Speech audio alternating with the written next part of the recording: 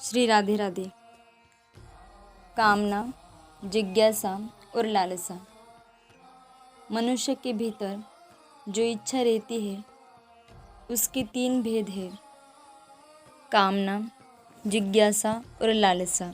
सांसारिक भोग और संग्रह की कामना होती है, स्वरूप की जिज्ञासा होती है और भगवान की लालसा होती है। संसार की जो कामना है वह भूल से पैदा हुई है, कारण कि हमारे में एक तो परमात्मा का अंश है और एक प्रकृति का अंश है। परमात्मा का अंश जीवात्मा है, ममैवांशो जीवलोके, और प्रकृति का अंश शरीर है, मनश्ष्टानि इंद्रियाणि प्रकृतिस्थानि। मैं क्या हूँ, इस प्रकार स्वरूप जीवात्मा को जानने की इच्छा जिज्ञासा है, और भगवान कैसे मिले, उनमें प्रेम कैसे हो, इस प्रकार भगवान को पाने की इच्छा लालसा है। जिज्ञासा और लालसा ये दोनों इच्छाएं अपनी है, पर कामना अपनी नहीं है, कारण कि जिज्ञासा और लालसा सत तत्व की होती है, पर कामना असत की होती है। कामनाएं शरीर को लेकर होती है। बहुत से भाई बहन शरीर को मुख्य मानते हैं, पर वास्तव में शरीर मुख्य नहीं है। प्रत्युत जो शरीर में अपना रहना मानता है वह शरीरी मतलब आत्मा मुख्य है। शरीर तो कपड़े की तरह है, जैसे मनुष्य पुराने कपड़े को छोड़कर नए कपड़े पहन लेता है, ऐसे ही वह आत्मा पुराने शरीरों को छोड़कर नए शरीर धारण कर लेता है। शरीर हरदम बदलता है, इसलिए शरीर को लेकर जो कामनाएं होती है वे अपनी नहीं है। शरीर संसार की इच्छा के कई नाम हैं, जैसे कामना, आशा, वासना, तृष्णा आदि। अमुक वस्तु मिल जाए, धन मिल जाए, भोग मिल जाए, कुटुंब मिल जाए, घर मिल जाए, ये सब इच्छाएं सच्ची नहीं है। ये इच्छाएं सभी योनियों में होती है। मनुष्य की इच्छाएं और होती है, कुत्ते की इच्छाएं और होती है, सिंह की इच्छाएं और होती है। ऐसे ही गाय, भैंस, भेड़, बकरी, गधा, ऊंट आदि की अलग अलग इच्छाएं होती है।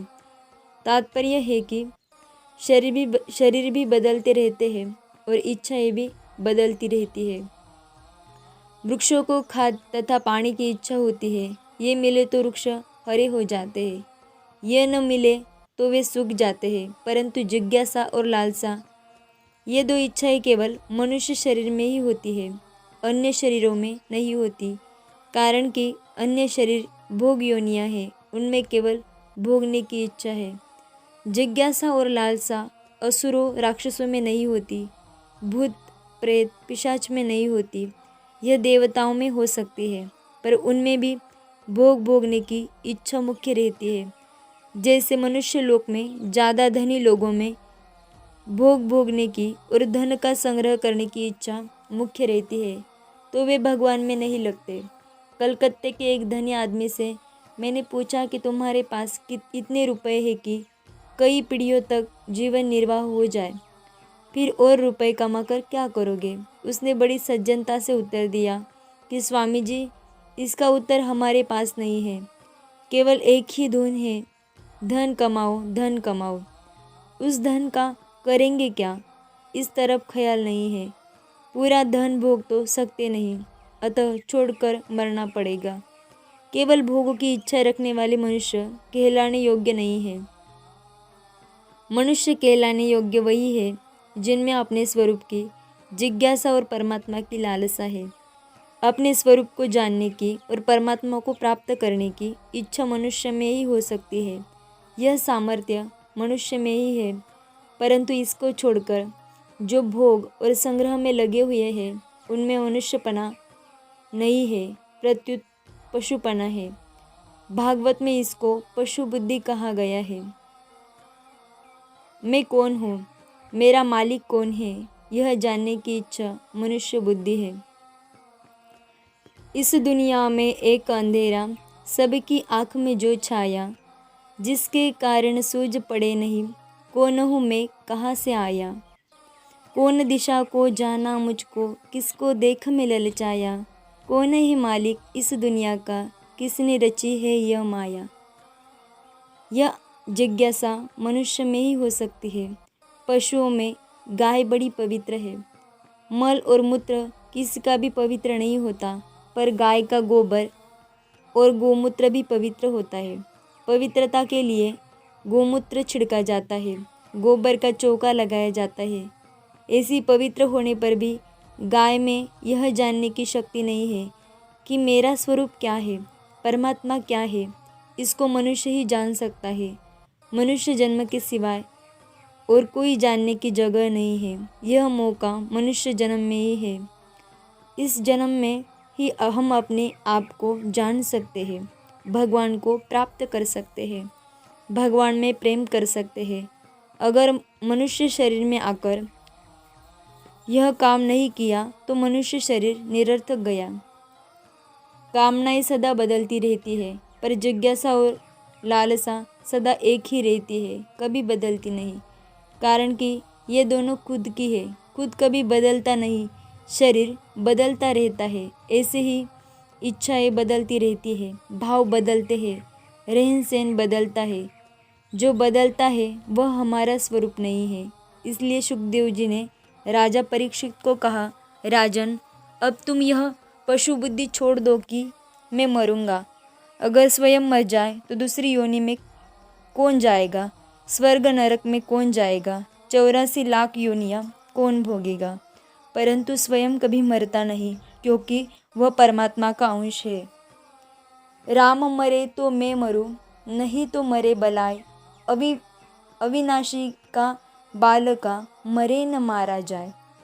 जब राम जी नहीं मरते तो फिर हम अकेले क्यों मरे।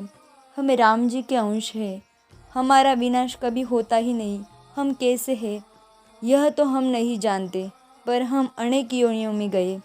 कभी जलचर बने, कभी नभचर बने, कभी थलचर बने, कभी अंडज, जरायुज, स्वेदज अथवा उद्भिज्ज बने तो शरीर बदल गए, पर हम नहीं बदले। वे शरीर तो नहीं रहे, पर हम रहे।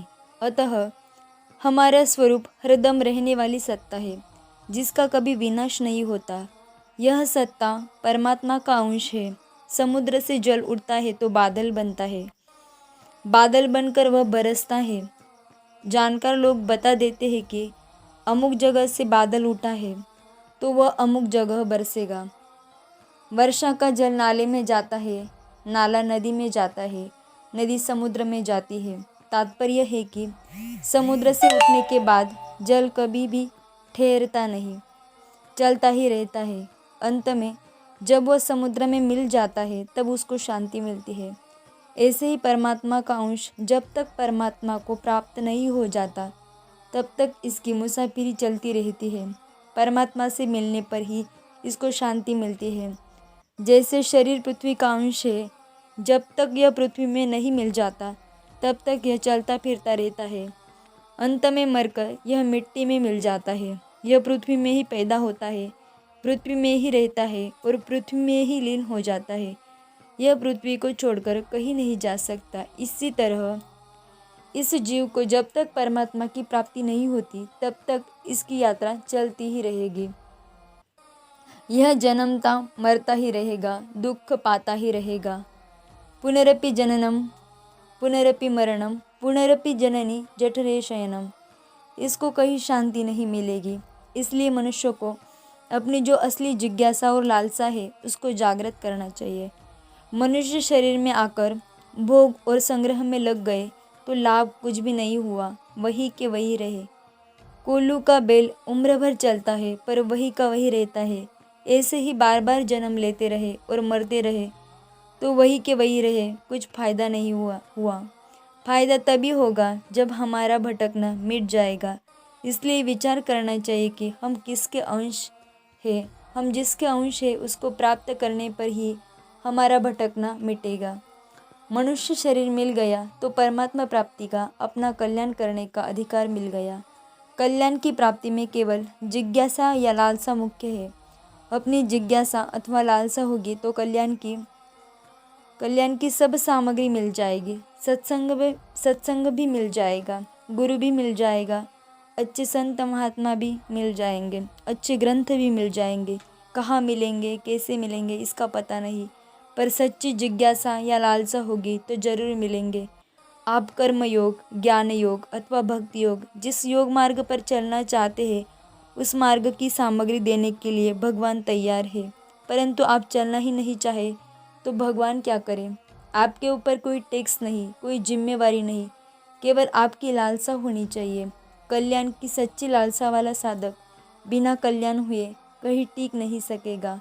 गुरु मिल गया पर कल्याण नहीं हुआ तो वहाँ नहीं टिकेगा। साधु बनेगा तो वहाँ नहीं टिकेगा। गृहस्थ बनेगा तो वहाँ नहीं टिकेगा। किसी संप्रदाय में गया तो वहाँ नहीं टिकेगा। भूखे आदमी को जब तक अन्न नहीं मिलेगा तब तक वह कैसे टिकेगा? जिसमें कल्याण की अभिलाषा है वह कहीं भी ठहरेगा नहीं। ठहरना उसके हाथ की बात नहीं है। जहाँ उसकी लालसा पूरी होगी वही ठहरेगा। सत्संग बड़े भाग्य से मिलता है। बड़े भाग पाइब सत्संगा। परंतु जिस ग्रंथ में भाग्य की बात लिखी है उसी ग्रंथ में यह भी लिखा है, जेहि के जेहि पर सत्य सनेहु, सोते ही मिलई न कुछ संदेहु। सच्ची लालसा वाले को सच्चा सत्संग अवश्य मिलेगा। जिसके भीतर कल्याण की सच्ची लालसा है उसको कल्याण का मौका मिलेगा। इसमें कोई संदेह नहीं है। इसमें भाग्य का काम है ही नहीं। सांसारिक धन की प्राप्ति के लिए 3 बातों का होना जरूरी है। धन की इच्छा हो, उसके लिए उद्योग किया जाए और भाग्य साथ दे। परंतु परमात्मा इच्छा मात्र से मिलते हैं, कारण कि मनुष्य शरीर मिला ही परमात्मा की प्राप्ति के लिए है। अगर परमात्मा नहीं मिले तो मनुष्य जन्म सार्थक ही क्या हुआ? इसलिए सांसारिक कामनाओं का त्याग करके केवल स्वरूप की जिज्ञासा अथवा परमात्मा की लालसा जागृत करो। इसी में मनुष्य जन्म की सार्थकता है। जब तक कामना, भोग और संग्रह की इच्छा रहती है तब तक जीव संसारी रहता है। कामना मिटने पर जब जिज्ञासा पूर्ण हो जाती है तब जीव की अपने अव्यक्त स्वरूप में स्थिति हो जाती है। फिर वह स्वरूप जिसका अंश है उसके प्रेम की लालसा जागृत होती है। स्वयं अव्यक्त होते हुए भी ज्ञान में केवल अद्वैत रहता है और भक्ति में कभी द्वैत होता है, कभी अद्वैत होता है। भक्ति में भक्त अपनी तरफ देखता है तो द्वैत होता है और भगवान की तरफ देखता है तो अद्वैत होता है। अर्थात अपनी तरफ देखने से मैं भगवान का हूँ तथा भगवान मेरे है, यह अनुभव होता है, और भगवान की तरफ देखने से सब कुछ केवल भगवान ही है, यह अनुभव होता है। इस प्रकार द्वैत और अद्वैत दोनों होने से प्रेम प्रतिक्षण वर्धमान होता है। श्री राधे राधे।